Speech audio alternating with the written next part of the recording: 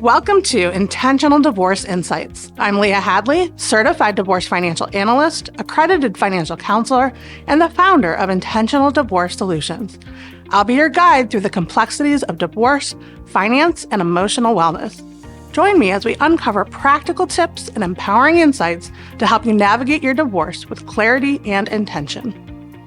Hi there, and welcome back to Intentional Divorce Insights. I'm so happy that you're here with us today. We're diving into an important topic today that I think is going to resonate with a lot of you. But first, let me introduce our guest. This is Joni Woods, not Joni. I made that mistake too. So if you were reading this and you pronounced it Joni, you're not alone. But this is Joni Woods. She is a certified life coach and cultural strategist with over 15 years of experience helping individuals, couples, and organizations strengthen communication, resolve conflict, and lead with emotional intelligence. She is the founder of Journey Coaching, where she specializes in guiding clients through personal growth, relational healing, and values-based leadership. Joni empowers people to develop self-awareness, establish healthy boundaries, and build emotionally safe connections in life, love, and the workplace. Whether working with individuals, families, or Fortune 500 executives, her mission is to foster clarity, compassion, and connection in every interaction. Welcome, Joni. Thanks for being with us. Thank you. It's been a long time since someone actually read the whole bio. So talk to us a little bit about your story and how you got into the work that you're doing. So I have been, like they said, 15 years of experience. I was a youth and young adult pastor. So I spent a lot of time working with families in that particular space. And then after my divorce in 2016, obviously the church doesn't really want you to be a pastor anymore. And I just was trying to figure out ways to keep helping people, keep conversations moving, especially because after the divorce, what I didn't realize was there were so many broken people out there, so many people that were hurting in their marriages. And it took for me to actually admit that my marriage sucked before I figured out that actually there's a lot of people that are suffering in their relationships. And because of that, I became a coach. And in that space, I would meet people and they'd want to talk about their relationship. And then at that point, I was like, well, you need therapy. You guys need to go to couples counseling. I'm not trained or qualified to help you in this particular area. And so I wanted to figure out how to help people still. And so I moved into the corporate space and tried to help people recognize and build their own emotional intelligence, how they're reflecting on the stuff going on in their lives, how they're bringing it into the workplace, how they're taking workplace drama home with them, all that kind of stuff that really breaks relationships apart. So that's how I got there.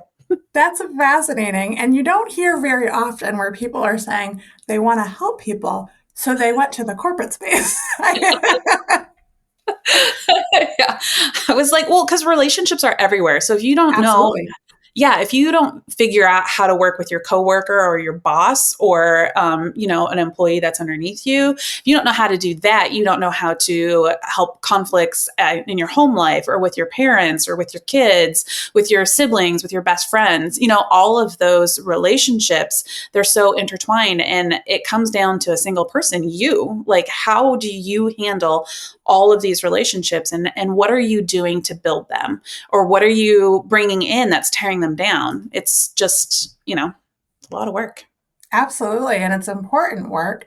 And I'm really looking forward to diving into this topic that we're talking about today, Joni. We're talking all about protecting the decision if you made the decision to divorce. And here's the thing that I've witnessed in my work is that it takes years of somebody thinking about whether or not they want to move forward and terminate the marriage. It is a big decision. A lot of energy goes into it. A lot of people do go through couples counseling and do a lot of work on their relationship to try to avoid it. And then ultimately, when people do finally make this decision and they start to share it with people, they get everybody's opinion on the matter. And it can be a really hard road for a lot of people who have already been on this very long journey in deciding that this is the path forward. So anyway, I just think this is such an important topic. So I'm glad we're talking about it. Thank you for bringing it to the forefront, Joni. Tell me what helped you find clarity in your decision to divorce, and how can others kind of anchor themselves when that doubt arises? Actually, I have a whole chapter in my book called The Anchor. It's specifically of that. But for me, what ended up happening was we were in marriage counseling. We're married for 15 years. We were in counseling for 8 of those 15. So more time was spent in counseling than it was actually fixing this. And the last counseling session that we had, my ex-husband looked at our therapist and said, 100% of the problems in our relationship is Joni's fault. She looked at him and she was like, really? He's like, yeah, 100%. Yeah. She's like, really? And he said, okay, well, maybe like 99.9. And I was just like, wow. You know, at that point it was there. And what was hard is she ended up emailing me. And she said, I just don't think I can help you anymore, you guys. She said, he's clearly not willing to accept any kind of responsibility. She said, I'm willing to work with you, whatever you'd like to do, I'll support you. So to have that validation that I've spent 8 years trying to fix me because you're the one constantly telling me I need to be fixed, and we're still at square one. I mean, for me, I was like, okay, that was number one. But I always tell everyone when it comes to divorce or ending a relationship, it was like the straw that broke the camel's back, the straw, you know, the axe that stabbed the camel. I mean, you're constantly trying to like give validation and reasons. So that was the big one. That was where I was like, okay, something needs to change. And then I just started looking at what was separating us in our relationship. And as youth and young adult pastors, obviously you don't spend a lot of time drinking, but he was becoming an alcoholic. And, you know, it to the point where for 3 weeks, I saved all of his big vodka containers. And for, you know, 3 weeks, that would be, how many days is that? 21 days. 21 days. I had saved 20 bottles. He was going through that much. And I knew I needed support. And so what I did is I saved them all and I drove around to his entire family. And I was like, all right, I need you to see what I'm going through. I need you to see that this is a problem. And he still managed to convince them that it was my fault. And so like just all of those little things that ended up happening, you know, I was able to anchor down, like, I'm not going to win this battle. I'm not going to win this battle.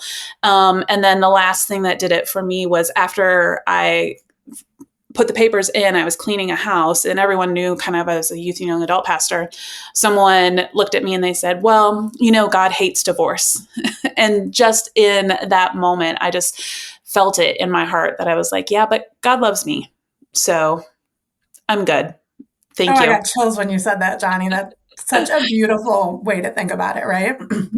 Yeah. Like, it's like, sure. Yeah, he hates a lot of acts, but he still loves me. So that was it. That's where I anchored. And it was nice because I kept looking for more anchors, you know, more things that just was like, okay, if someone's going to say this to me, someone's going to say that to me. There was a sermon that I was listening to, and he was talking about how his assistant kept going back to this boyfriend who had was terrible for her. They all tried to like help her see the light. And they pulled out a Proverbs that said, the dog does not return to its vomit. And I was like, yes, I needed that one too, you know? Yeah. You know, as people would try to, you know, you need to stay for the kids or whatever. I'm like, are you really trying to convince me to go back to the vomit? Because that's not going to happen. What a great image. That one sticks with you. Yeah. So, Joni, when someone is faced with all of this pressure and outside judgment from others, which is very common. So if you are somebody who is experiencing that, know that you are absolutely not alone. But Joni, what can somebody do to protect that decision? I think that they just need, you know, one, the anchors, but I just kept having to remind myself whenever anyone would say something, I would just have to remind myself, you're not in my shoes. Like, you're just not. My shoes don't fit, you don't fit my shoes. You don't know the situation. And I don't have to validate. I think that was the big thing too, as I was like, I don't have to validate. I don't have to give you an explanation.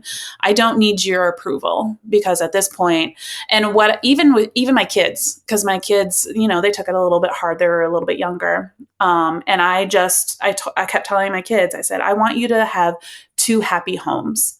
That's all. That is the only reason that this decision is being made, because right now we're in one home and it's miserable. So we are going to have 2 happy homes. That is my promise to you. And they never, it took an initial hit, but then after that, we were good.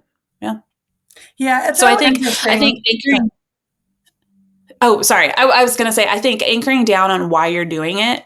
And for me, it was the 2 happy homes. Yeah, I like that idea of 2 happy homes, and just kind of reiterating that. I know that when my kids were really young, it was a different dynamic. So, my ex-husband and I fought a lot before we went through our divorce. And then the kids were young when we went through our divorce. So we didn't talk a lot about kind of like my relationship with their dad or anything like that. But now my kids are much older. And so we talk about these things, what their experience was and all of that. And one of the things that they've said to me over the years, more than once, is that they recognized how much happier I was after that relationship was terminated. And because we actually have a much better friendship now that we are divorced. We co-parent well together. It took a lot of work in getting there, but I just so appreciate the kids acknowledging the fact that, like, you know what, things were not great before we got divorced. We made a decision as a family to restructure, and things got a lot better, and that can happen, and that's okay. Yeah, I agree. Yeah. So how does somebody build self-trust and kind of set those strong boundaries when their decision is being questioned or criticized? Oh, that is a good question. I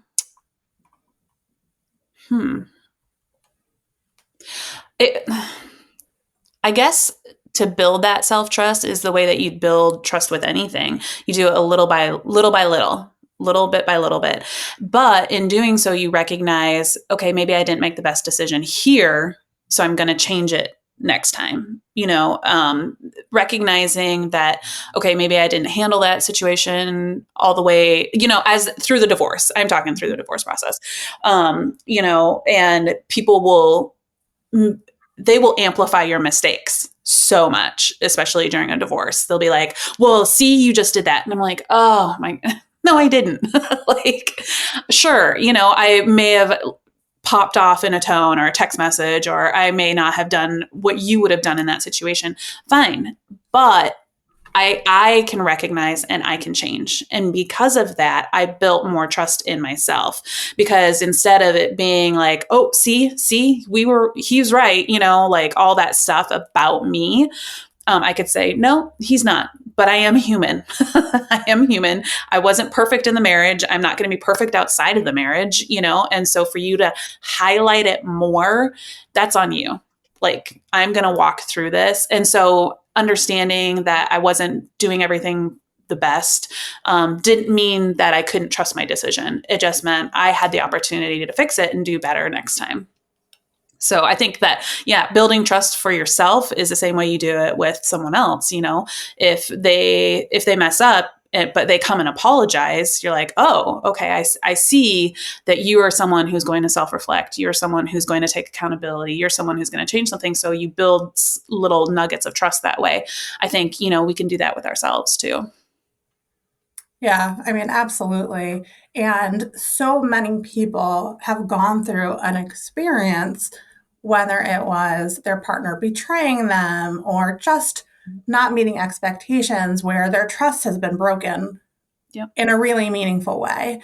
And so when your trust is shaken like that, it does also cause you to lose trust in yourself, because you trusted in this person that then, betrayed you, or whatever the case may be. So that can be particularly difficult if you're coming out of a difficult relationship, and acknowledging that it's okay to have to rebuild that self-trust. That is totally normal.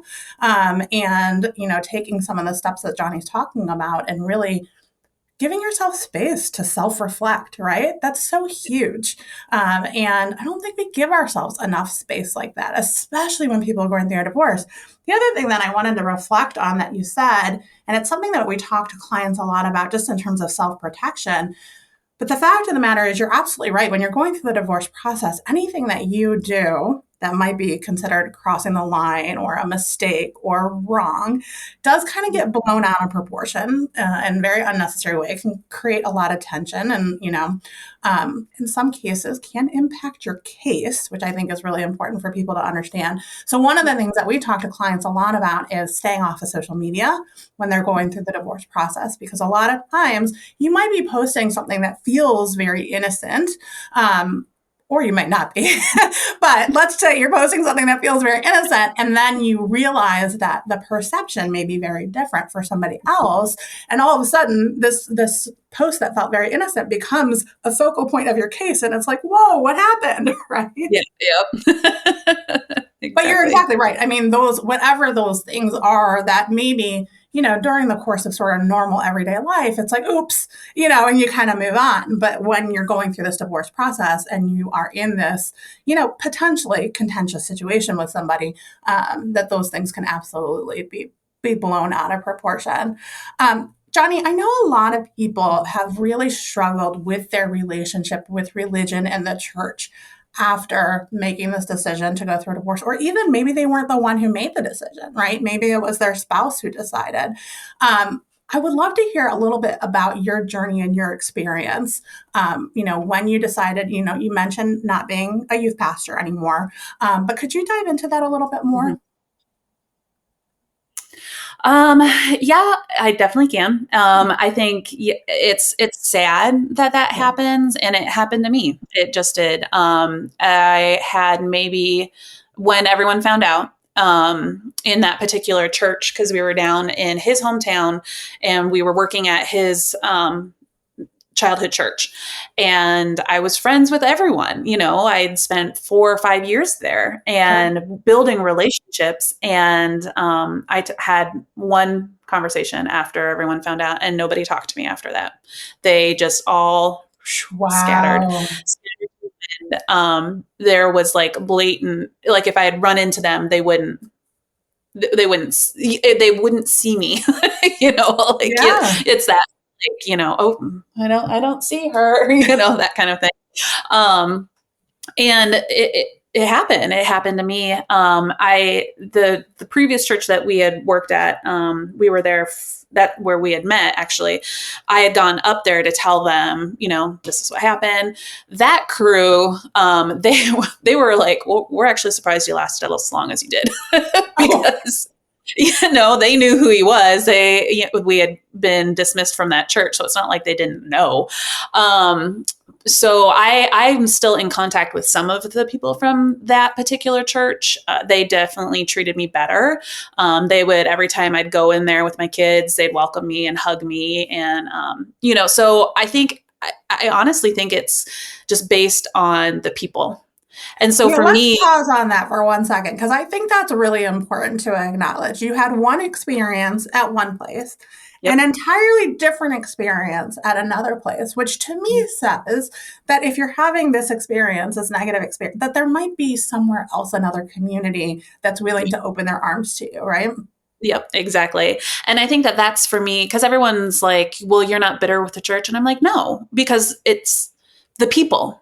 It's how they are judging or they are reacting, as opposed to welcoming and loving and taking care of me.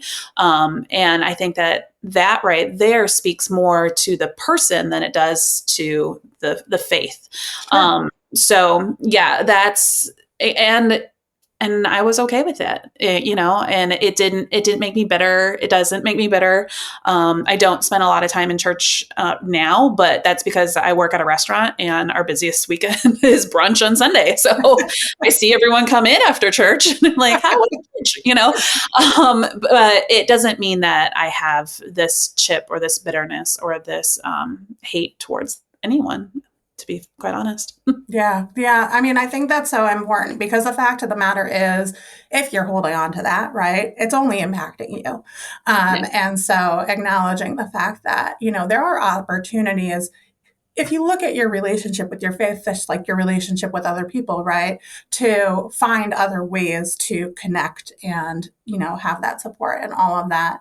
I do have one more question that I want to ask you, Joni, before we wrap up. And that is, you've talked a lot about people kind of anchoring in their decision to divorce and what that looks like, which I think is really valuable. How can somebody shift from that energy, from kind of defending that choice, to really opening up to thinking about how do I kind of rebuild this new life for myself? Oh, yeah. I love that because that is essentially my book in and of itself. Was I was learning to put aside everyone else's expectations for me. So in doing so, because I knew what I wanted my future to look like with my kids, what I had to find out and what was most exciting was figuring out who I was. Because I had spent my entire life being the good Christian girl. I had spent my entire life being the Christian woman, the pastor's wife. Like, I was given all of these labels, but in that never figured out who I was. And I was given all these labels because that's what I was raised in. And that's how I was told I was loved or respected, or, like, as long as I hit these expectations or I was the best of this particular label, then I was good. And what was exciting for me was being able to figure out who I was and doing it in a way that I had never done before. It was really freeing. I had never dated. I got married when I was 20 years old. And so I was 36 and I was like, all right, well, let's date. And what does that look like? And how do I do that? Because I had never done it before.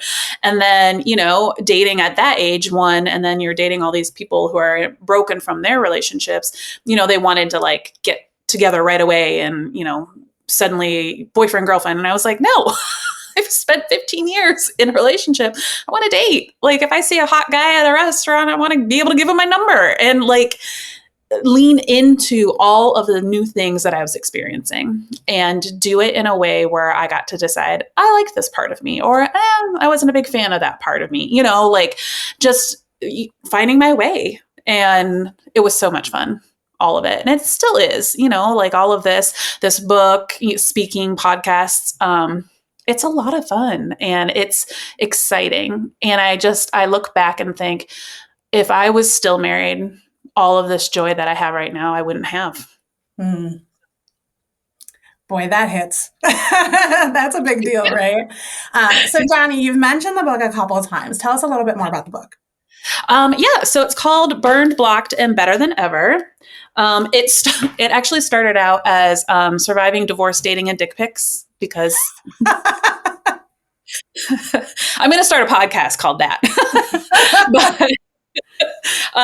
So the book, I had written it when I was in the middle of the divorce, because my ex-husband dragged that divorce out for a really long time. And like I said, they were picking out everything. The fact that I was dating, the fact that I had gotten a nose ring, the fact that I had gotten a tattoo, everything was this big magnifier of, oh, she's going straight to hell. She's this terrible person now, like just all this stuff. And so I just journaled. I journaled and I wrote, and I worked at a hospital from 7 p.m. to 7 a.m. And there's not much to do from like 2 to 3, 4. So I was just writing and writing and writing and writing. And then I just kind of put it all together. And when I went to publish the first time, like in 2018, they told me, they're like, yeah, you need to have like a big following. You need to be like super popular. And I was like, I work 4 jobs sometimes. I don't even know how to do that. And so when I moved here to Ann Arbor in 2021, I started building my business, my coaching practice. And everyone told me, they're like, you need to have a book. I was like, well, okay, I got one of those. So let me put it together and, get it out there. And so I did. And now it's there.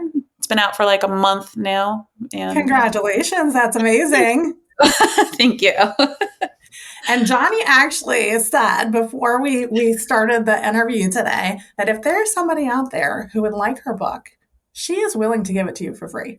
Yes, you heard that correctly. She's willing to give that to you for free. How can they connect with you, Joni, if they would like that? Yeah, you can go to my website, jonywoods.com, and there's a little form in there, and just fill it out and tell me about it. Tell me about your story. How can I help? How can I get this in your hands and, hopefully impact? Fantastic. And now that you have built the business, can people find you on social media? Oh, yes. That, however, has been, oh my gosh, my social media got shut down in August. My ex-husband's family was not too happy about the fact that I was publishing this book. So they got it shut down. But I'm on LinkedIn. You can always find me on LinkedIn. But I have a new Instagram. It's author Joni Woods. And then I'm on TikTok and YouTube. Fantastic. So very accessible. Reach out to Joni. A great support, wonderful resources. Thank you so much for being with us here today, Joni. Thank you. Do you have any final words you'd like to share with our audience? Yeah, as I've been talking about this, I think, in terms of trying to figure out whether or not you should or want to or could do it, let me tell you, find your reason, find your why, and it will get you through. My ex-husband managed to get me kicked out of the house, and I slept in my car, and it would have, because I didn't have anyone, the church had abandoned me as well. My family lived in Canada. And I just remember laying in the car, watching all these kids play, because I had to park at a park, and just going, my life will be better. My life will be better. And it did. And it is. That's right. It is. That's awesome. So, yeah. Well, I really appreciate your willingness to share your story. I know that a lot of people will be able to identify with some of the experiences that you've had, Joni. And so thank you for your vulnerability. Thanks for being here with us. And for our audience, thanks for listening. And we will see you next week. Thank you for joining me on Intentional Divorce Insights. It's a privilege to share this time with you. I hope each episode offers valuable guidance to navigate your journey. If you find our content helpful, please leave a review to help others discover the benefits of intentional decision-making in divorce. Until next time, take care and continue to embrace your path with intention.